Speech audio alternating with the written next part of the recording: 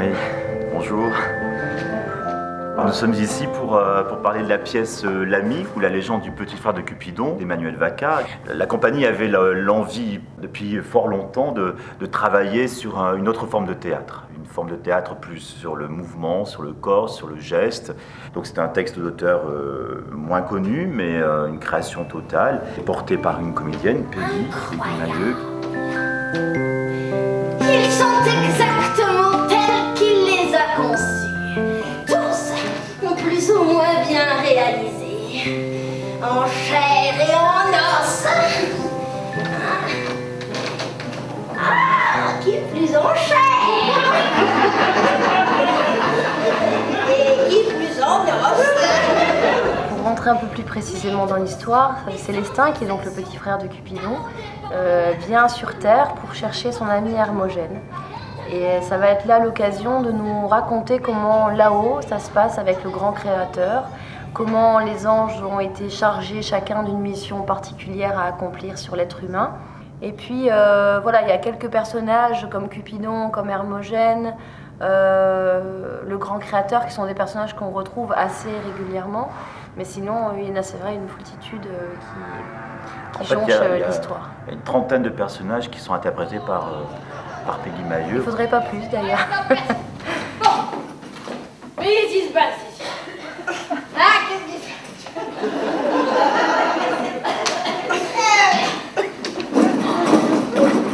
Ah, mais qu'est-ce qui se passe ici? Mais qu'est-ce que c'est que ce foutoir? Qu'est-ce que c'est que ce son pâté, là? Et puis qui c'est celui-là, là? Vous êtes tout le temps en train de traîner dans l'espace, là? Enfin, je veux dire, on peut savoir ce que vous faites, là? Du calme, Cupidon! Du calme! Pendant 1h30, c'est un cadeau de jeu. Voilà, parce que il emprunte tour à tour les voix, les corps, tous les anges qui gravitent autour de lui. C'est Célestin qui raconte, donc il y a une notion de théâtralité aussi qui est très intéressante pour le comédien. C'est-à-dire que tour à tour, on s'amuse à jouer, et c'est clairement montré. Il y a une partition de jeu très clownesque avec l'ange du temps. Voilà, Benjamin Terranova sera l'ange du temps. Mesdames et messieurs, je vous prie bien vouloir m'excuser, une grave erreur vient d'être commise. Et ce qui depuis la nuit des temps a été prévu pour être invisible à vos yeux, et comme tout à coup apparu. Mesdames et messieurs, l'ange du temps. Eh oui, un autre ange. Et c'est vrai qu'on s'amusait aussi à chercher dans la poésie au sens large du terme, parce que c'est vrai que le thème forcément amène cette esthétique-là, de travailler et sur cette féerie et en même temps sur des choses très techniques, c'est-à-dire qu'on ne cache rien. Le décor, ça se voulait s'approcher d'une certaine machinerie que l'on montre. D'ailleurs, l'ange du temps, donc Benjamin, qui est la partie musicale, fabrique le son à vue. Et voilà, on est un petit peu les artisans aussi du théâtre, en fait. Tout ce qui est cordage, voilà, tout ça c'est à vue, en fait. Et c'est vrai qu'à un moment donné, on confond les temps, on ne sait plus trop si le régisseur, c'est vraiment un régisseur, s'il est aussi comédien, si c'est normal qu'on le voit à ce moment-là.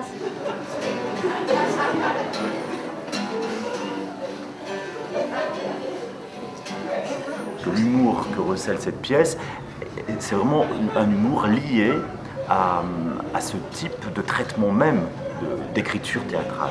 S'il n'y avait pas ce détachement, ce décalage, l'humour, à mon avis, en tant que metteur en scène de la pièce, l'humour me semblerait beaucoup moins pertinent.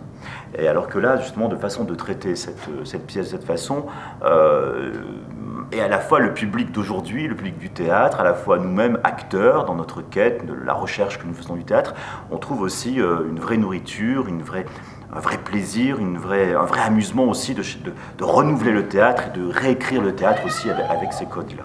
De l'amour. Ah, au fait, en parlant d'amour, savez-vous que sur votre planète, il y a chaque seconde 395 millions de couples qui sont en train de... Chaque seconde 395 millions. Ça, à mon avis, on est les seuls imbéciles à être venus au théâtre. là où moi j'avais été très touchée par le travail d'Emmanuel Vacca, parce que finalement c'est sa signature à travers l'ami ou à travers d'autres pièces qu'il a montées. Lui, c'est vraiment un artisan du théâtre, puisqu'il écrit, il met en scène, il joue, il conçoit les lumières. Et puis, en dernier lieu, il a besoin d'un œil extérieur. Voilà, c'est... Bon, donc en fait, à travers ce travail-là, et c'est ce qui m'avait séduit en tant que spectateur, c'est que c'est une pièce qui, peut-être avec certains bémols, sans prétention en fait d'écriture, va vraiment chercher le spectateur dans sa sensibilité, dans un moment d'enfance aussi qu'il arrive là peut-être à retrouver. C'est une pièce qui s'adresse à un public très large, un public familial aussi. Ça marche très bien avec les enfants, les parents. Et ce sont des thèmes finalement, voilà, c'est universel. On parle de la mort, on parle de l'amitié, de l'amour, tout ça. Et finalement, je pense que c'est un petit poème théâtral. C'est comme ça qu'on l'a défini, parce qu'on s'est frotté à d'autres choses en ce moment, enfin ces derniers temps et puis encore en ce moment. Mais c'est vrai que c'est pour nous une vraie bouffée d'air, et c'est un moment, voilà, où on a envie de se faire du bien, sans forcément chercher une réflexion très poussée, mais juste en recevant les choses. En fait, c'est une pièce où je pense qu'il faut se laisser aller à recevoir les choses, aussi simplement que Célestin a envie de nous les donner et qu'il les partage avec le public.